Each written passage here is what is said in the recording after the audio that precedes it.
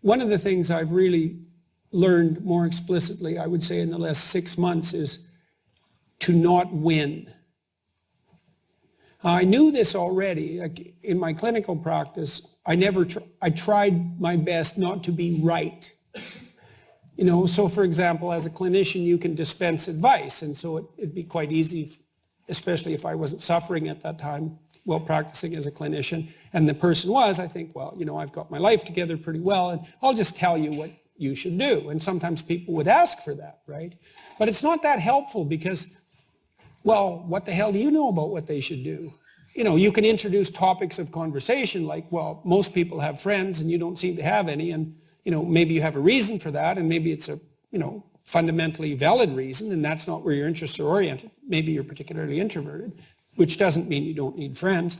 But that's way different than saying, well, here's what you should do.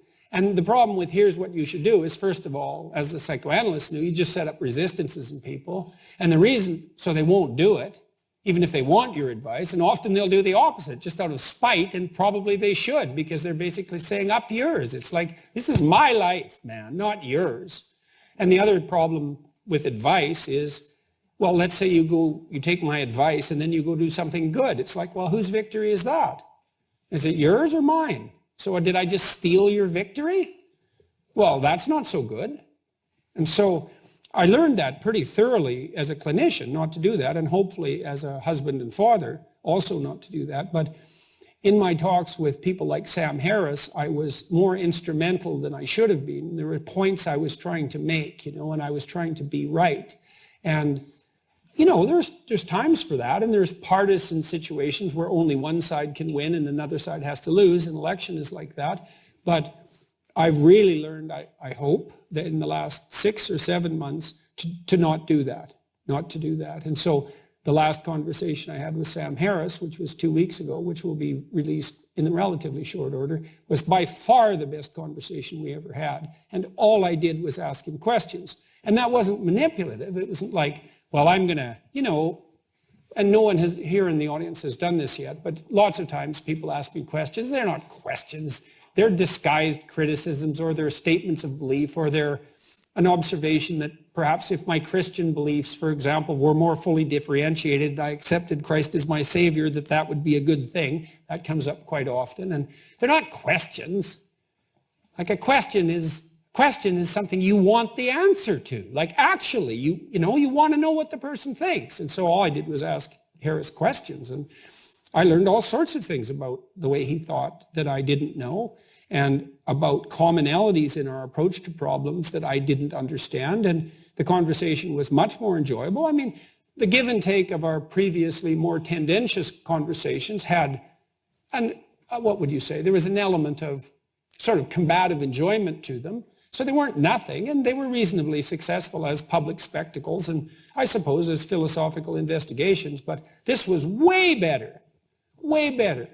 And I understood what motivated Sam way more than I did before, and I've been doing a lot of, I hope, political peacemaking between Democrats and Republicans in the U.S., because that better happen. And, I've managed on the moderate Democrat side to convince, to learn along with a variety of moderate Democrats that even when dealing with their, the people across the aisle, that winning is not a good strategy, or maybe it's better than losing. Let's say it's not an optimal strategy, right? That's a better way of thinking about it.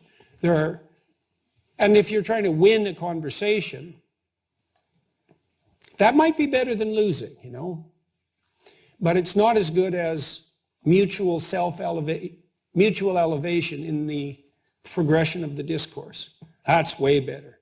That's a real victory. And so I hope that I've learned that, more deeply, and that I can take that to heart more deeply, and then I can govern my actions. I have conversations that are very tense with people. Well, I always have. And that certainly hasn't stopped. And I have to tread very carefully. And any instrumentalism on my part, because one of the things you want to do when you win is dominate in some sense, right? And that's a cheap victory, I would say. It's better than losing, perhaps, because sometimes you can retreat and let the other person have the floor, let's say. But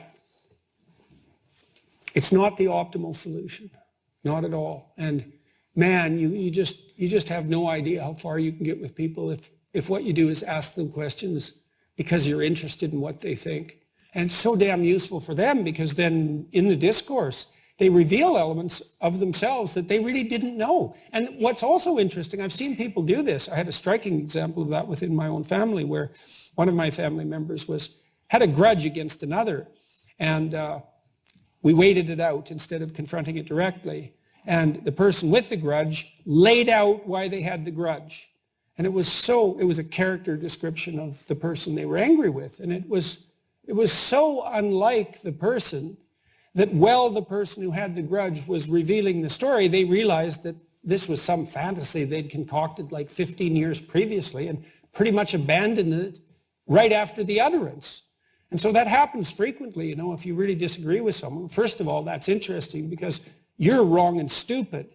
And if they really disagree with you, they might know something that you really need to know, right? Rather than talking to someone that already agrees with you. I mean, that's hard because there's still points of conflict, but it's worth digging for that if you can find it. And then there's also the possibility that many of the differences are purely misunderstandings. That's very frequently the case. And then there's also the possibility that while the person engages in this dialogue, well, first of all, they're happy about you because you're listening, and people love that, man. They love that. More than you listen to people, you really listen to them instead of thinking about what you're going to say next or trying to win. You'll have so many people around you so soon that you won't even be able to stand it. So that's really something, man, to do that. And so that's a pathway to peace, that listening, that's for sure. And it's a pathway to wisdom because if you listen to people, then they tell you all sorts of things you don't know.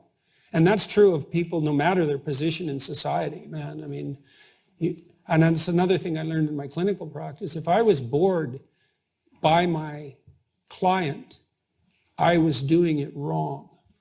Because if I really listened to them, they were not boring, man. They were so damn interesting, you could hardly even stand to be in the same room. So, and I think that's true. And that's true. You break through that facade, that persona, because you're having a genuine interaction. And it becomes as richly meaningful as listening to a symphony or something like that. And you remember that, and you feel that there's soul-to-soul contact in that. And there is. And that's what brings peace to the world. That's what revitalizes everyone, right? And so I hope I learned that more deeply. And we'll see. We'll see.